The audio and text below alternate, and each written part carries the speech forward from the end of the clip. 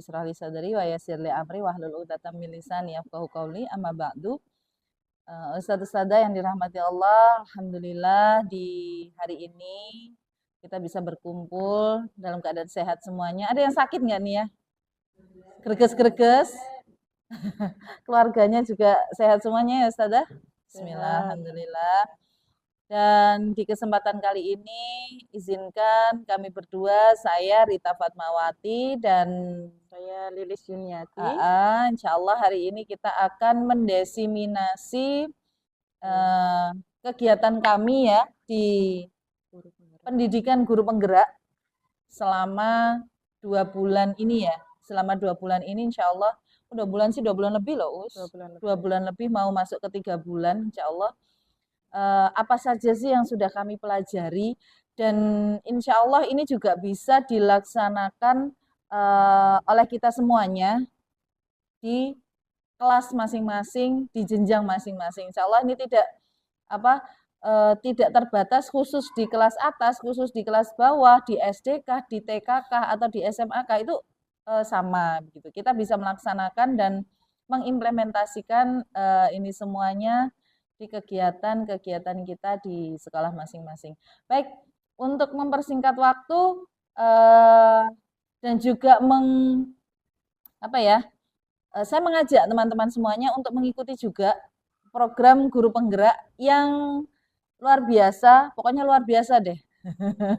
Terkait ilmunya, Masya Allah, kita bisa daring dan bisa luring dan bisa kerja kelompok, kemudian kita bisa mengenal dari berbagai macam karakter guru, kemudian yang jelas guru penggerak tetap dibuka insya Allah ya, ini angkatan ke-9, angkatan ke-11 insya Allah sudah dibuka, nanti silakan mendaftar untuk angkatan ke-12, ke-12 insya Allah ada. Baik, untuk yang pertama kali terkait disiplin positif, nanti akan sampai di 2 materi Ustazah jenengan. Sampai halaman 50 halaman berapa tadi? 58 insya Allah.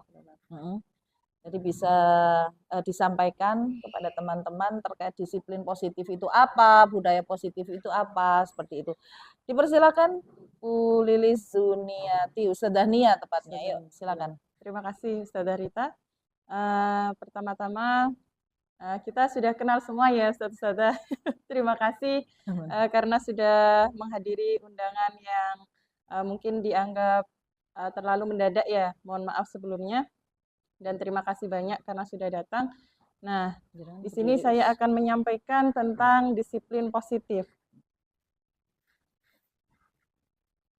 Ustadzah, adakah yang pernah atau sudah sudah melaksanakan disiplin positif itu yang seperti apa ya gitu? Pernah terpikirkan nggak sebelumnya? Kok namanya disiplin positif gitu? Disiplin yang positif.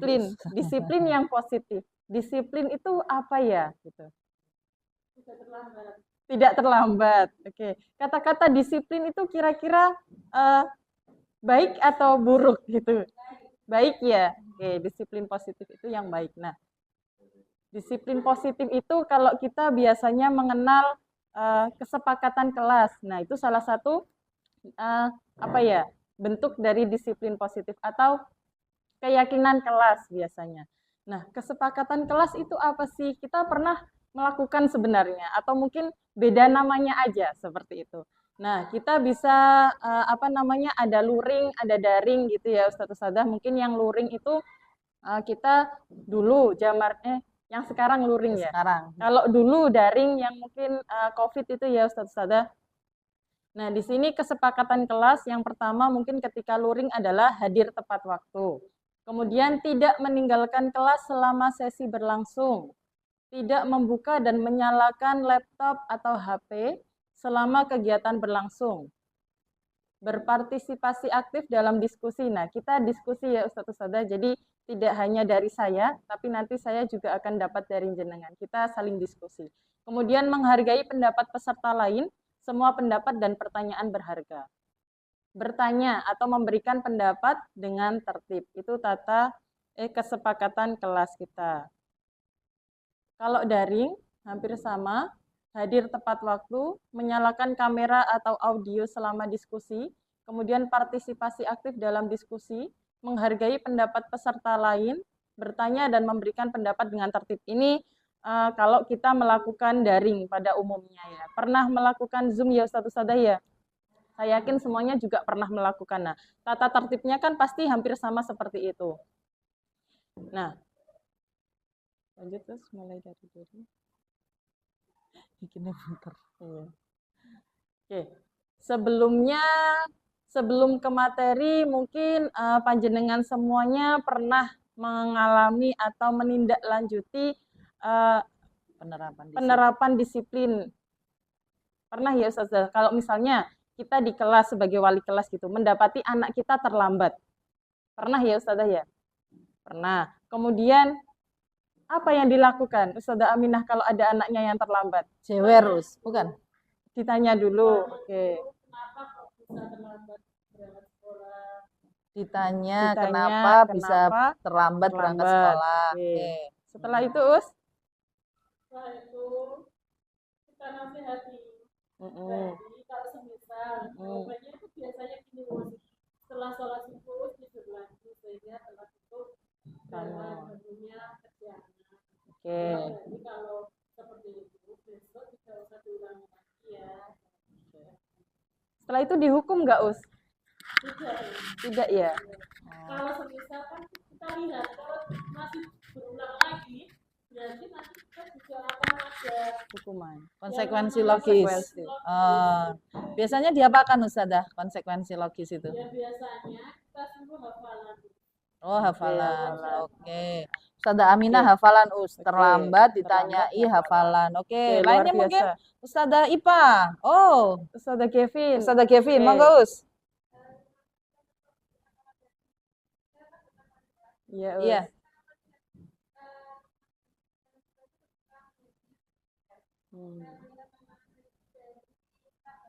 Iya.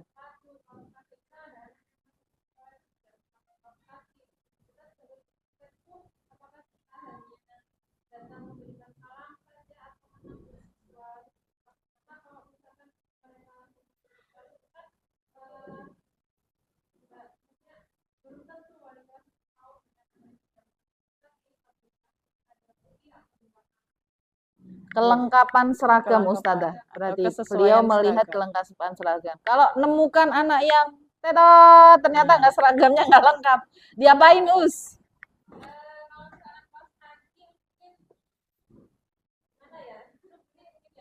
Oh, kalau nggak punya kaos kaki disuruh beli, oke.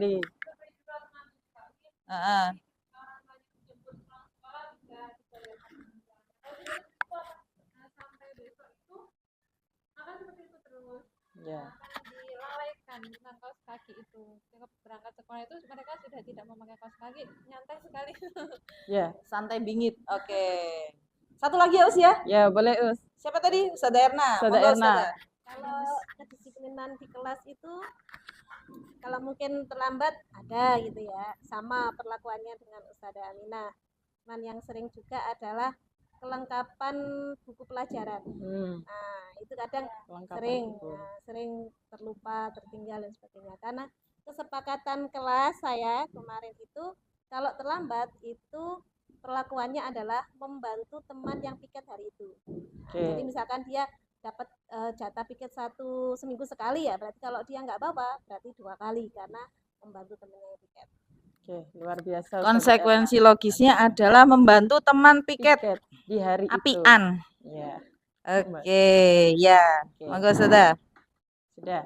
Kita lanjut. Terima kasih Ustazah Erna. Jadi apa yang terjadi pada saat itu? Nah, berarti kita menanyai dulu ya Ustazah ya, kenapa kok anak terlambat? Kenapa kok anak tidak memakai kaos kaki? Tadi yang disampaikan Ustazah Kevin, kenapa kok tidak membawa buku pelajaran? Nah, seperti itu. Kemudian apa yang Bapak Ibu katakan atau lakukan? Berarti diskusi ya, melakukan diskusi dengan anaknya. Jadi tidak langsung serta-merta memberikan konsekuensi logis atau hukuman seperti itu. Kemudian bagaimana reaksi siswa atau guru yang melakukan pelanggaran pada saat itu? Nah, berarti kita lihat kira-kira ketika diajak diskusi anak itu gimana reaksinya, Us? Apakah mogok gitu ya? Mogok, melawan atau nangis? Iya. Takut atau merasa bersalah seperti itu Us ya? merasa bersalah ya. Nah, Kalau nangis. nah berarti itu suatu reaksi mungkin dari rasa takutnya itu ya. Oke, selanjutnya mari kita refleksikan pengalaman yang kita miliki Iya. dengan menjawab pertanyaan-pertanyaan Coba berikut Us, ini ada Oke. pertanyaan-pertanyaan Us. Kita yang pertama, sebagai seorang guru atau kepala sekolah atau pengawas sekolah, bagaimana saya dapat menciptakan lingkungan belajar yang positif bagi peserta didik? Oke, siapa barangkali yang mau? Ustadz. Oke, Wow, Ustadz. Niam. Oke, Oke, Ustadz. Kepala Bagaimana, sekolah Ustadz. Oke. Saat pembelajaran olahraga Ustadz. Nah, pasti ada aturannya ya Ustadz ya. Oke. Boleh Ustadz disampaikan aturan apa saja mungkin yang diberikan ketika saat pelajaran olahraga? Untuk pelajaran olahraga yang selama ini saya laksanakan, misal ada anak yang sudah menggunakan baju olahraga, mungkin kita kasih Baju baru. Oh, mungkin lari aja. Oh, konsekuensinya logisnya lari. Iya. Mungkin lari atau muter lapangan 2 kali. Oke. Itu konsekuensi dari Ustadz Niam. Kalau Ustadz Nurdin sama apa beda? Sama-sama orang lapangan. Jadi konsekuensinya gurunya. Oke, jadi konsekuensinya lari lapangan.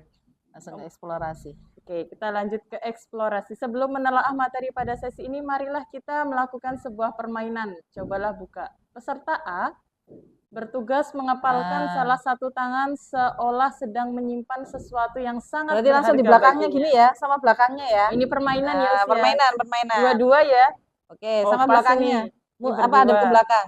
Iya. Kalian nggak usah hadap ke belakang Yang begini. berdua. Oke, salah satu tangan. Ada yang depan jadi A, yang belakang jadi B. Peserta A bertugas mengepalkan salah satu tangan seolah sedang menyimpan sesuatu yang sangat berharga. Sudah dikepal. Peserta B bertugas membuka kepalan tangan A dengan segala cara. Dibujuk, boleh dibujuk, Us. Ayolah, digelitiki, digoda, atau boleh menawari sesuatu yang menarik. Tak gantiin ya. Nanti tak kasih es teh. Kemudian, oke 30 detik ya.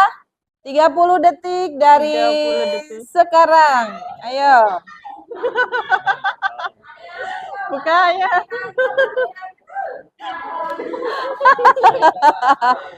Monggo Us. Dibujuk. Yang kenceng Ustaz. Boleh pakai rayuan Us. Boleh pakai kesepakatan. Oke, cukup. Ya. Tidak berhasil. Ya, yang berhasil siapa yang berhasil? Nggak ada yang berhasil. Tidak ada yang berhasil membuka. Ustazah ini online. Enggak.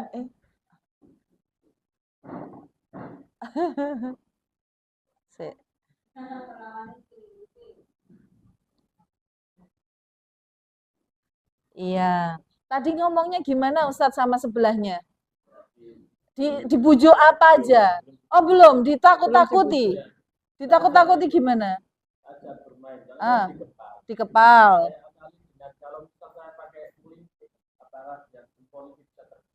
Oh, terus karena kelingking sama jempol menangan kelingking.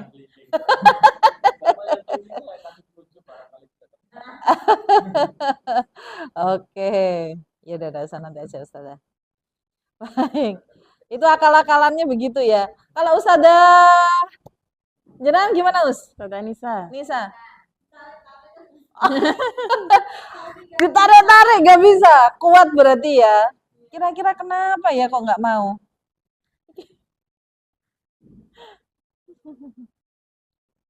Oke, kita lanjutkan. Monggo Ustazah, lanjut. Ini ada tontonan video, nanti kita nontonnya belakang aja. Tapi sebenarnya asik ini. Nggak bisa ya Us ya? Nggak apa-apa, lanjut aja Us. Oke, lanjut. Oke. Silakan Ustazah. Kita lanjut ya, Us. Pengetahuan atau pengalaman baru? Pengetahuan baru apa yang Ini terkait video, Us. oh iya. Bentar.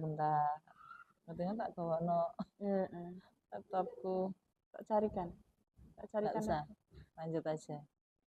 Oke. Dari permainan tadi, kira-kira kenapa kok tidak bisa membuka itu kenapa, Us, alasannya? Terlalu kuat kah? Terlalu kuat Atau membujuknya atau kurang? metodenya kurang? Oke. Yang A tadi yang mengepal, kenapa kok sampai sekuat itu? Apakah ada sesuatu yang dipertahankan, Us? Pertahankan harga diri. Pertahankan harga diri. Oke. Apakah ada tujuannya? Oke. Supaya menang. Supaya tetap Oke. ini ya, tetap kekeh Tetap dengan kekeh. hasilnya. Oke. Lanjut terus. Lanjut. Konsep dasar. Konsep dasar disiplin positif. Nah, apa yang terlintas di pikiran Ustadz Ustadzah ketika mendengar kata disiplin tadi ya? Sudah ya? Sudah tadi ya. Disiplin itu apa, Ustadz Us? Tidak terlambat. Terus? Sesuai aturan. Terus? Konsekuensi. Nah, konsep disiplin itu adalah segala sesuatu yang dilakukan seseorang pada orang lain untuk mendapatkan kepatuhan gitu ya. Jadi tujuannya ada disiplin positif pasti agar anak-anak jadi patuh gitu ya, Ustadz Ustadzah. Nah, apakah disiplin hanya dapat dicapai dengan hukuman? Apakah untuk menjadikan anak itu patuh kepada kita selalu dengan hukuman? Tidak ya, Ustadz Ustadzah? Oke. Nah, kita nonton nih. Oke, ini Stimulus adalah respon. stimulus respon versus teori kontrol. Nah, jadi stimulus responnya realitas atau kebutuhan yang kita sama. Ini kalau Kemudian stimulus respon itu seperti sekarang ini yang berlaku ya, konsekuensi logis. Sekarang ini kan konsekuensi logis yang berlaku ya. Nah, ini yang monggo saja stimulus respon itu apa saja? Nah, stimulus respon itu ada realitas, kemudian semua orang melihat hal yang sama. Kita mencoba mengubah orang agar berpandangan sama dengan kita. Perilaku buruk dilihat sebagai suatu kesalahan. Orang lain bisa mengontrol saya bisa mengontrol orang lain. Pemaksaan ada pada saat bujukan gagal. Model berpikir menang atau kalah. Nah, itu kalau tadi stimulus misalnya anaknya datang terlambat, konsekuensinya logis adalah tadi apa, Us? hafalan. Murojaah. Berarti yang menang siapa? Gurunya. Yang kalah siswanya. Nah, itu adalah stimulus respon. Seperti itu. Jadi masih menang dan kalah. Monggo, yang lanjut. Teori kontrol. Kemudian ke teori kontrol, yang pertama adalah realitas atau kebutuhan kita berbeda. Setiap orang memiliki gambaran yang berbeda. Kita berusaha memahami pandangan orang lain tentang dunia. Semua perilaku memiliki tujuan, hanya Anda yang bisa mengontrol diri Anda. Hanya Anda yang bisa mengontrol. Anda tidak bisa mengontrol orang lain. Kolaborasi dan konsensus menciptakan pilihan-pilihan baru. Model berpikir menang-menang. Ini sama-sama Win-win menang. solution. Win solution. Kepo nggak? Kita sebenarnya mau ngasih tahu anak, tapi tetap anaknya menang, gurunya juga menang. Ya, kita lanjut ya. Nah, ini disiplin positif. Jadi disiplin positif itu yang kita harapkan jelas adalah memampukan peserta didik untuk memahami dan mengontrol setiap perilaku atau tindakan yang dilakukan agar senantiasa dilakukan dengan penuh kesadaran dan tanggung jawab sebagai bentuk menghormati diri sendiri dan orang lain di sekitarnya.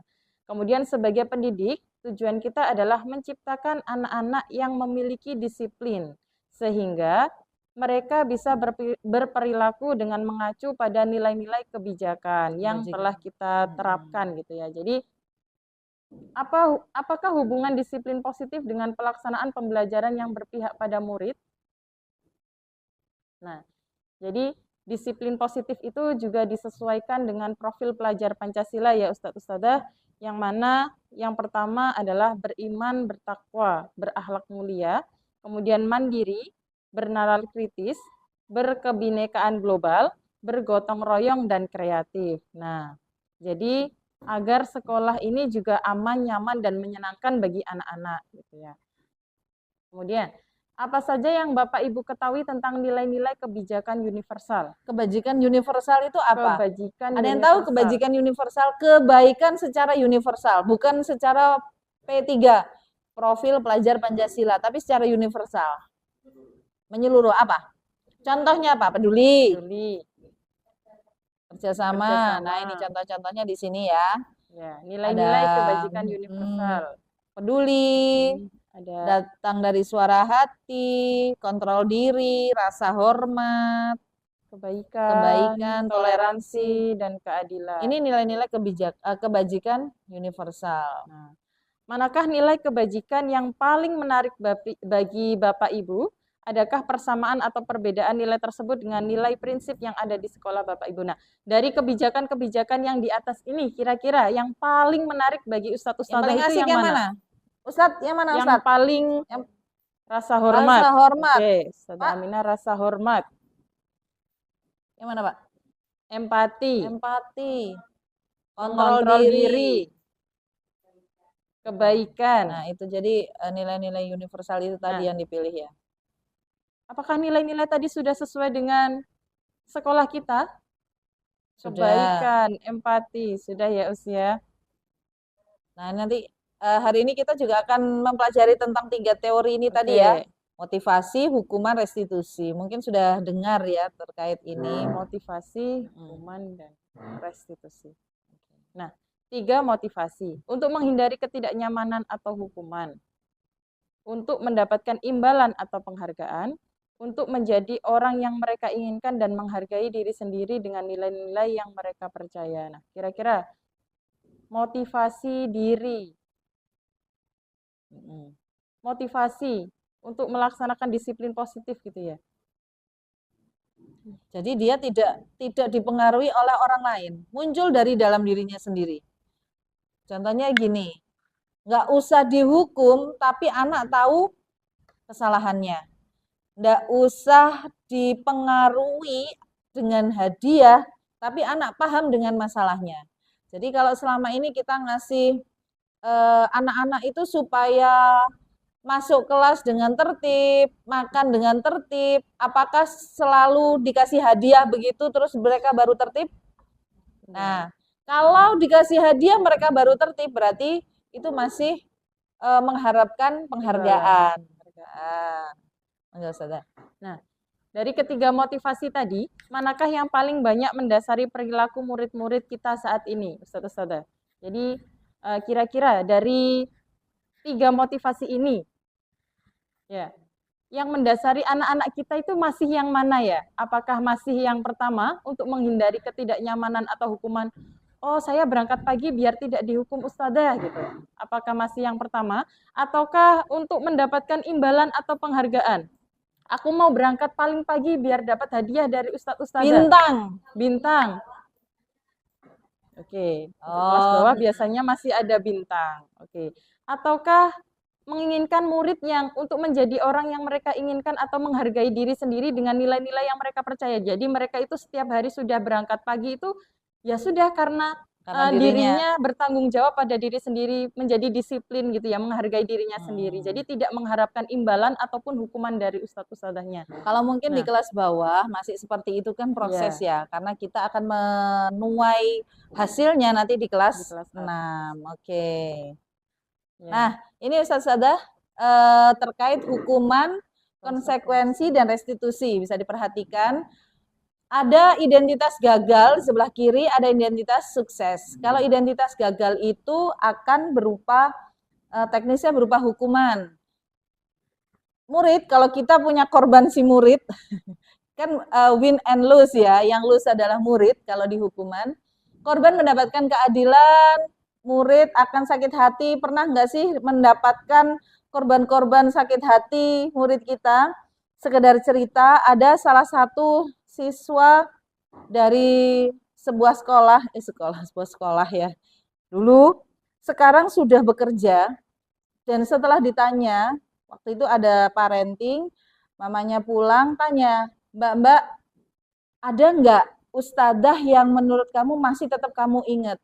Aku tetap ingat dengan apa yang pernah dilakukan ustadzah tersebut, tapi aku tidak pernah mau menyebutkan nama ustadzah itu. Itu berarti sakit hatinya sampai tua kan ya. Nah, kenapa mungkin dia mendapatkan hukuman sehingga ada yang tersakiti. Kemudian sistem tidak akan berjalan bila murid tidak takut. Peraturannya adalah ini. Peraturannya kamu harus datang tepat waktu. Hukumannya kamu harus keliling lapangan misalnya. Jadi itu. Kalau kita bahasanya konsekuensi logis. Modelnya paksaan. Kalau identitas sukses ada dua, konsekuensi dan restitusi. Kalau konsekuensi logis, korban bisa diabaikan. Oke, abaikan dulu. Murid, anak hanya dibuat tidak nyaman. Nggak nyaman, nggak enak gitu aja. Kemudian memerlukan monitoring dan supervisi terus-menerus dari guru. Ini anak ini selalu, bahasanya Jawa itu diincing, dideloi terus. Ya, kemudian diincing. Apa peraturannya? Kamu tahu kan peraturannya? Ayo, tahu kan? Apa peraturannya coba? Tidak boleh datang terlambat. Terus anak jadi takut. Nggak nyaman. Walaupun ditanya, apa coba peraturannya? Oh iya, gitu kan. Kemudian, bisa nggak sih kamu nggak terlambat? Seperti itu. Itu contoh konsekuensi logis. Tapi dia sifatnya adalah netral. Jadi ada stimulus, ada respon. Bagaimana dengan restitusi?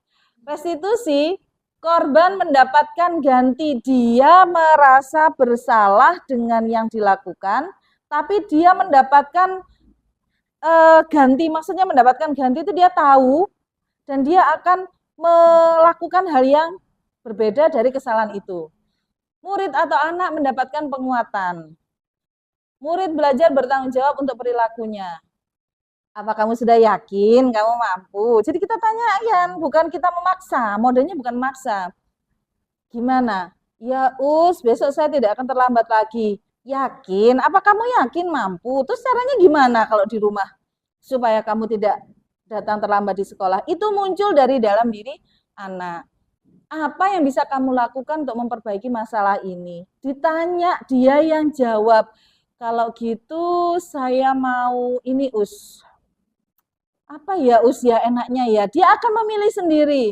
Saya minta maaf saya akan ini aja, bersihkan, menata sepatu teman misalnya. Itu muncul dari diri, bukan kita yang maksa.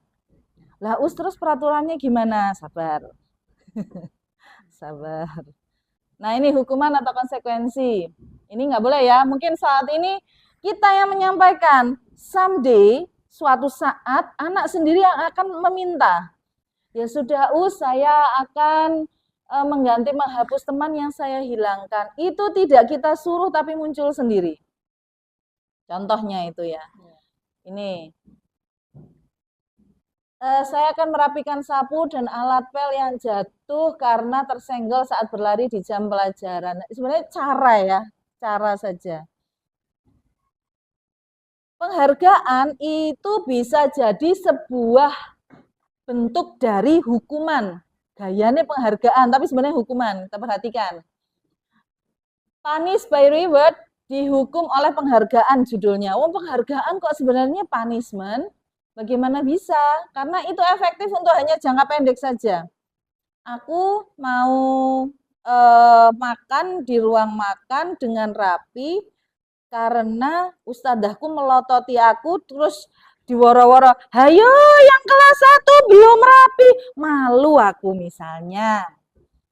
Kemudian efek lainnya menimbulkan persaingan, menghukum bagi yang tidak mendapatkan. Kalau misalnya reward tadi ya, mematikan kreativitas, menurunkan ketepatan, kecewa kalau nggak dapat reward, ketergantungannya bisa jangka panjang.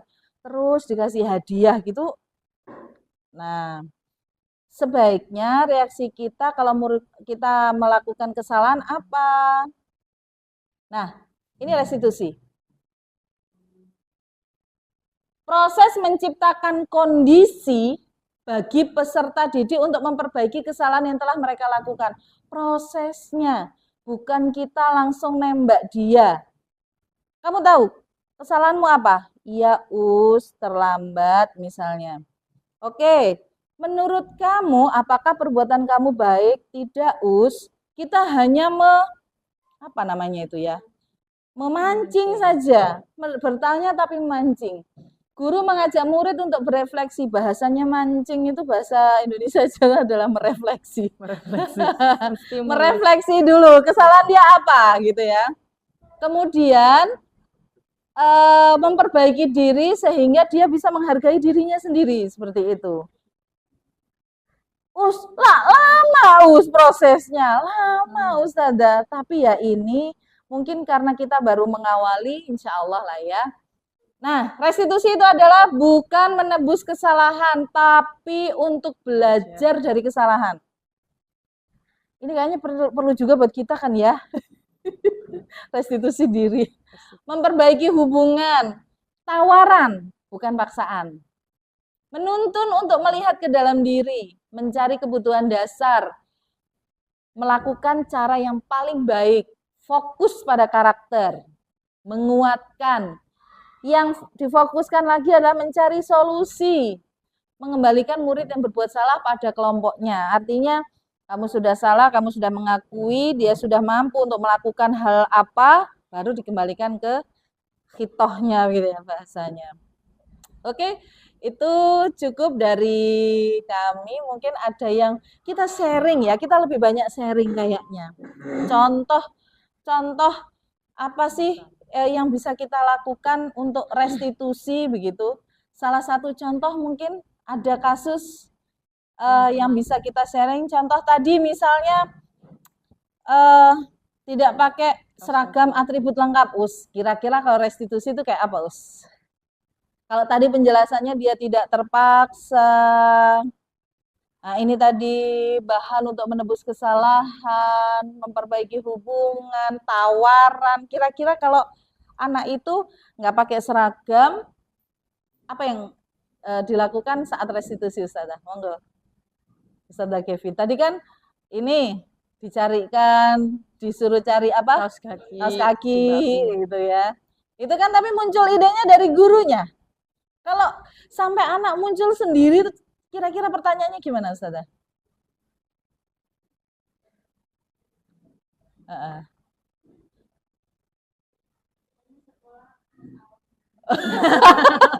Ditanyain ke sekolah apa ke sawah? Kalau sekolah pakai kaos kaki. Gitu ya. Terus kira-kira ya ke sekolah, Us, gitu. Terus jawabannya gimana? Bentar, saya cari. Oh iya. Ini sudah rapi, Us, sambil lihat. Nah, digali ya. Bentar. Terus Iya.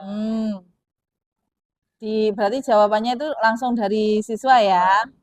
Kemudian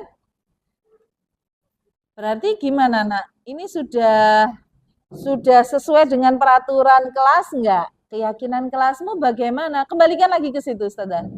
Keyakinan kelasmu bagaimana? Oh, harus berseragam dengan lengkap. Terus kamu gimana? Gitu kan? Nah, ini segitiga restitusi ini. Ya. Nah, ini ya. Pertama yang dilakukan adalah menanyakan keyakinan. Yang orange itu, Ustazah. Keyakinan kelas apa yang telah kita sepakati, gitu kan? Keyakinan kelasnya gimana, Nak? Apakah pakai seragam begini sudah benar? Oh, tidak, Ustazah. Berikutnya, kamu ingin menjadi seperti apa, gitu. Menjadi orang yang seperti apa, kan gitu ya? Nah, kemudian, Nak, orang yang tidak memakai seragam lengkap itu bukan cuman kamu, sering kok yang lainnya juga, gitu. Kan dia akan merasa buluku akeh, koncoku akeh begitu. Kemudian dan setiap orang itu pasti pernah melakukan kesalahan. Tidak cuma kamu, yang lainnya juga, gitu ya. Kemudian kira-kira ada nggak cara yang lebih baik supaya kamu tidak kayak gini lagi, gitu. Dia akan nyampaikan kebutuhannya, keluhannya. Iya, Us, gimana ya, Us, adekku 5 Mamahku bingung, kaos kakiku hilang, misalnya. Kemudian lah kira-kira caranya gimana ya supaya kamu tidak begini lagi, digali.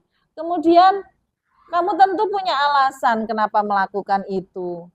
Iya, itu salah saya tidak nyiapkan. Siapa yang sekolah sakjane siapa? Mamahmu tak kamu?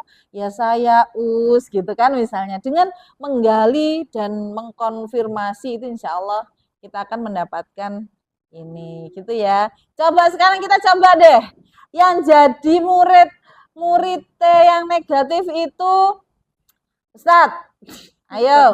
Sing kira-kira tingkat kenakalannya apa ini? Disebutkan. Sekali. Apa Ustazah Ipa kira-kira? Gaduh di kelas. Oke. Sekarang ya, yang jadi gurunya Yang jadi gurunya Ustazah Aminah. Jojo Aminah, Yusi aja belum. Ayo Ustazah Yusi. Ayo berdiri Ustadz, berdiri. Ayo. Ateko. Hah? Oh gitu. Monggo. Ayo. Nemu akal, ayo. Ditanyain. Rame di kelas. Ayo Bu Yusi, bagaimana Bu Yusi yang dilakukan? Apa ya? Enggak apa-apa, Niam. Ini. Kenapa? Enggak apa-apa di situ. Saya soalnya ke Us. Ayo, dipegang, sikatkan sudah. Itu manggilnya Saya nggak sengaja kok Us. ganti nama. Untung aja Ardi sebetulnya. Roman. Tadi kenapa ngobrol di kelas? Rohman kenapa ngobrol di kelas? Nggak sengaja kok Us. Kok nggak sengaja? Tadi tahu nggak sudah jelasin apa? Lupa Us. Makanya didengarkan. Oh, Kalau iya, sekali Us. lagi ngobrol, Rohman mau ditegur lagi atau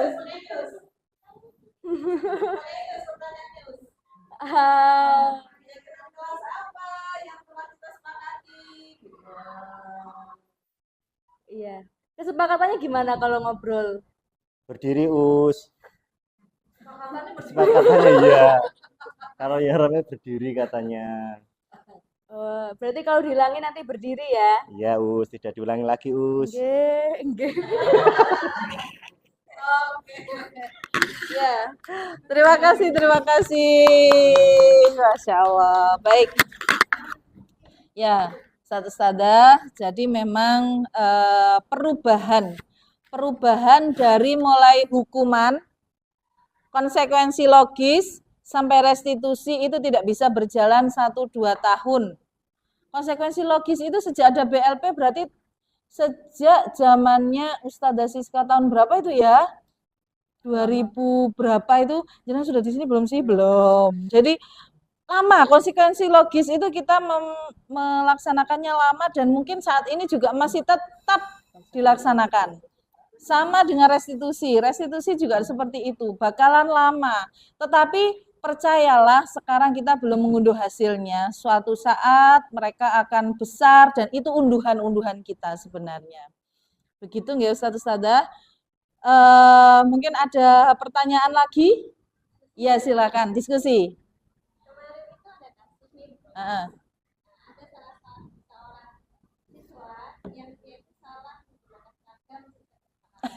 Salah dino. Salah seragam.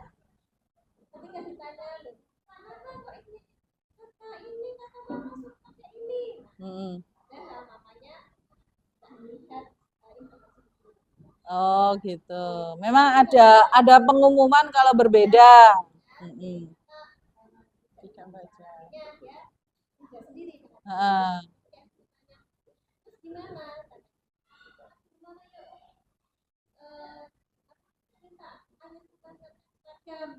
Padahal mungkin sebenarnya bagus ya karena dia sudah merasa oh ya saya tidak disiplin alasannya mungkin karena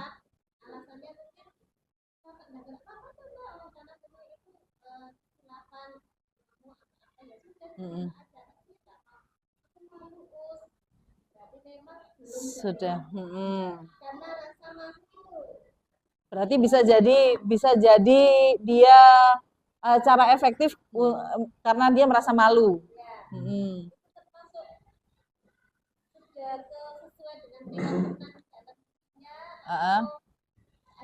Iya. Jadi kalau menurut saya nanti mungkin diinikan sama Ustazah Dania dilengkapi. Kalau menurut saya restitusi itu dilihat prosesnya Ustazah.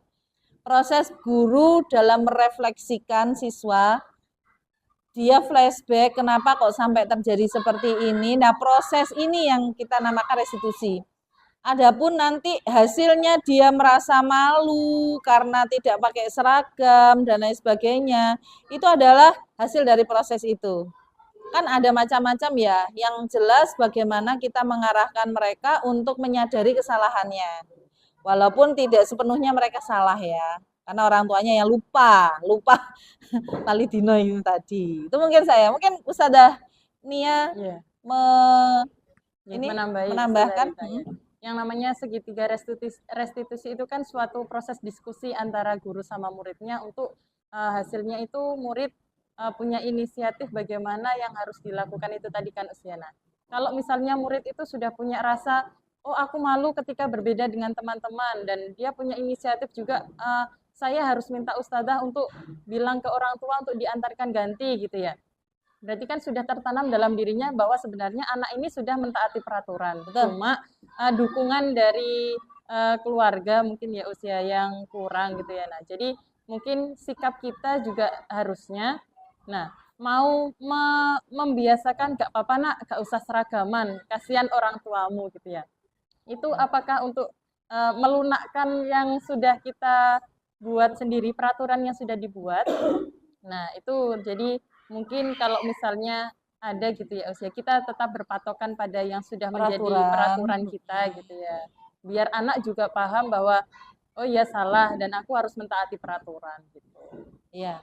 Kembali ke kesepakatan kelas. Makanya kenapa yang awal itu adalah keyakinan kelas apa yang sudah disepakati. Itu yang ditanyakan dulu. Seperti itu. Mungkin ada yang lain? Kita sharing, diskusi. Cukup? Iya. Oke. Ada suatu ketika ya anak itu tidak berbuat salah, oke. Kita sudah tanya jawab sampai pada titik sekarang mau apa mas? Wes kepegelen nih. Saudaranya sudah capek. Terus anaknya bilang gini, terserah ustadzah. Nah, terserah ustadzah. Itu ada satu titik yang perlu kita gali ya. Nggak usah jauh-jauh. Orang dewasa di saat diminta untuk memilih dan jawabannya terserah wis, itu perlu diperhatikan. Ada dua kemungkinan. Dia sudah tidak respect. Yang kedua, dia sudah putus asa. Podo wae, saya menyampaikan pun tidak akan didengarkan. Kemudian toh nanti akhirnya dia juga yang bakal memutuskan. Jadi kita berhati-hati dengan sikap anak ini, artinya itu sudah di tahapan blunder, itu sudah di bawah sadarnya dia sudah tidak mempercayai. Sehingga kalau kita dapati siswa, murid ataupun keluarga kita lah yang seperti itu perlu digali lebih dalam lagi. Kalau kita bisa mampu menghancurkan gumpalan itu di bawah sadarnya bagus, tapi kita kayaknya nggak punya ilmunya deh kalau saya. Orang psikolog. Tapi kalau jika anak seperti itu, kita bangkitkan dulu itu bahaya, itu untuk masa depannya bahaya. Kita bangkitkan dulu. Terserah ustadzah, wes aku mau diapain. Itu biasanya bawaan dari rumah. Karena dia suka di otoriter ya, orang tuanya otoriter, begini, akhirnya munculnya apa? Terserah ustadzah, wes pasrah misalnya. Bukan berarti anak tersebut anak yang penurut ya, bukan seperti itu. Kalau kita menemukan siswa yang kayak gitu, artinya kita harus benar-benar mengawal lebih kuat lagi. Seperti itu. Nah, ngawalnya itu kayak apa? Kita perlu konsultasi dengan BKUS. Bahaya gitu kan. Bahaya karena yang akan datang itu dia akan menghadapi situasi yang dia harus memilih. Gak usah jauh-jauh dari SD mau ke SMP, dia mau memilih sekolah apa. Terserah mama. Lah itu nek sing sekolah orang tuanya apa anaknya kan lebih ini gitu. Terus ada. Jadi kita perlu mendiskusikan lagi dan menggali dari dalam hatinya. Bocah iki sakjane piye yo, enake tak apakno ya gitu. Itu berpikir dalam hati tapi dengan restitusi tadi merefleksikan flashback ke kejadian dia. Semoga kita menjadi orang-orang yang ini ya, orang-orang yang sangat peduli ya dengan sekitar kita, karena kita akan mencetak siswa yang 40 tahun yang akan datang, 30 tahun yang akan datang, bukan 1-2 hari yang akan datang, tidak. Dan di sini yang akan mereka ingat selamanya. Seperti itu. Ngaten, ada lagi? Ustadz, bagaimana Ustadz? Ustadz Nurdin? Ustadz Nurdin, ada masalah apa Tat? Biasanya Tat kalau di kelas? Nggak ada masalah apa-apa Nggak ada kok. masalah. Semua baik-baik saja. Gimana kalau di siswa ada yang menarik nggak yang bisa dijadikan case? Dari pengalaman ya, kemarin kan seringnya waktu praktek. Aha. Waktu praktek kan biasalah anak-anak kelas bawah, kelas 1, kelas 2. Hah? Kita belum melakukan apa namanya sukses olahraga kan saya ajak pemanasan terlebih dahulu. Ya. Dia sudah ke inti gitu ya. Pencilaan inti. Mau diajak pemanasan tapi ada sebagian ya gimana ya tidak bisa tertib di baris mengikuti arahan dari saya. Oh, nggak bisa tertib ya anaknya ya, tanda kutip nggak bisa tertib. Terus yang jenengan lakukan gimana Ustaz? Mbok sablek sitok-sitok gini. Itu kan gimana ya? Apa namanya? Karena kan saya sendiri di sana dan melawan banyak siswa yang hidup dalam Oh, Anda menganggap itu lawan. Wow. Ya. Akhirnya kewalahan gitu ya, kewalahan. seperti itu. Kelas berapa Ustadz? Kelas 2. Oh, kelas bawah. Gimana Ustadz Dania, monggo? Ya. Berarti yang pertama kita harus menarik dulu Ustadz, menarik perhatiannya mereka. Nah, kita harus melakukan berbagai Berarti Anda cara. tidak menarik Ustadz. Kalau menurut saya, ya, karena 4 kelas ya usia, 4 kelas. Jadi 4 kelas, 5 kelas, kelas 2, kelas 2 4 kelas. Nah, jadi kita melakukan untuk menarik perhatian anak dulu. Kita melakukan apa, mengajak apa gitu Ustadz. Biar apa ya, pandangan mereka itu hanya tertuju pada Ustadz. Nah, itu. Jadi bagaimana caranya biar anak-anak itu terkondisi dulu, baris dulu. Nah, itu. Ya, kalau menurut saya gitu. Perhatiannya dulu. Kan biasanya ada ustadzah pendampingnya juga kan dari kelas yang di belakang itu. Oh, jarang-jarang. Curhatan. Iya. Ayo kelas 2 siapa kelas 2 yang tidak Kelas bisa 2. mendampingi. Oke, ya terima kasih Ustaz Nurdin. Ternyata pengkondisian anak di lapangan itu jauh lebih Sulit, butuh ya. effort yang besar Ustazah. Dan juga ini tenaganya lumayan ya, teriak-teriak juga ya. Oke, pernah nggak seperti itu setelah ditanyain, kamu kenapa kok seperti itu? Kita kira kalau restitusi kayak gini bakalan selesai nggak pelajaran saat itu? Apa cuma restitusi aja? Hanya restitusi kayaknya segitu banyaknya. Oh gitu. Berarti jenengan harus punya tips dan trik di lapangan. Karena memang nggak usah jauh-jauh. Kalau saya sama anak saya mau belanja ke Indomaret, menyebut merek ya, ke Maret itu, setelah masuk, tapi sebelum masuk saya sudah gini, Umi mau belanja ini, adik mau belanja apa? Susu misalnya. Oke, susu saja loh ya. Itu perjanjiannya sudah, di awal sudah ada. Jadi masih Indomaret, ya dia cuma ambil susu, dia lirik, jajan ini lirik, mainan ini nggak tertarik. Seperti itu. Sama dengan anak-anak. Masih di kelas, masih baris rapi, belum umek, masih rapi, itu udah disampaikan dulu. Kesepakatan kelas kita selama di lapangan apa? Begitu Ustaz. Balik lagi, keyakinan kelas kita bagaimana? Itu disampaikan dulu, otomatis dengan menarik ya, menarik tadi. Jadi gurunya harus menarik, bukan pakai badut atau apa, enggak. Setelah disampaikan keyakinan kelasnya, hari ini kita mau mengadakan pelajaran apa, mau ngapain. Nanti terakhir juga refleksi juga harus ada itu. Gitu Ustadz. Mungkin itu masukan dari kami ya, Ustadzah. Cukup, saya rasa semoga kita bisa dan mampu menjadi guru-guru yang menggerakkan siswa untuk senantiasa melakukan disiplin positif insya Allah ya. Cukup sekian, nanti kita bisa sharing di luar kegiatan ini. Billahi taufik wal hidayah. Assalamualaikum warahmatullahi wabarakatuh. Waalaikumsalam warahmatullahi wabarakatuh. Terima kasih.